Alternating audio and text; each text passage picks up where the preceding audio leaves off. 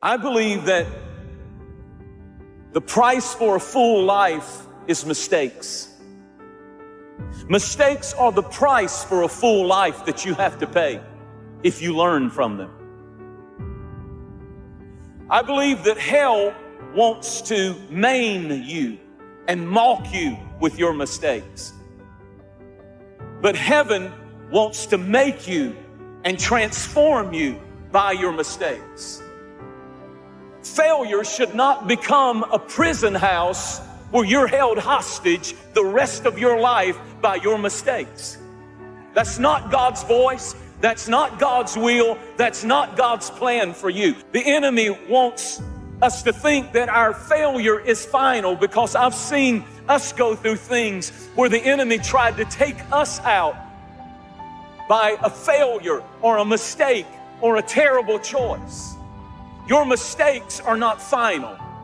Your failure is not final. Rejoice not over me, O my enemies. For when I fall, I will rise again. When I sit in darkness, the light will come. I want somebody to hear me clearly. You might have made a mistake, but you're not one. You might have failed, but you're not a failure. You might be down, but down is not your destiny. There is a resurrection coming to your dream, to your life, to your call, to your purpose. You might have fallen and you might have failed and you might have made a mistake, but you are not a mistake. And God will never define you by the worst mistake and choice you made in life. Critics will, attackers will, haters will, people will, but God will never define you by your worst mistake. And I need you to thank Him that great is His mercy towards us. I love the story of Simon Peter. I love the fact that God loved him after he messed up.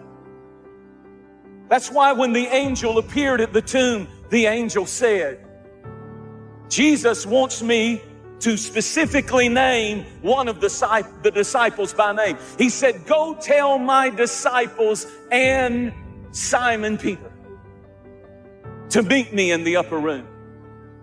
The same guy who denied Christ, the same guy who lied, the same guy who cut a man and got violent, the same guy who failed and failed miserably.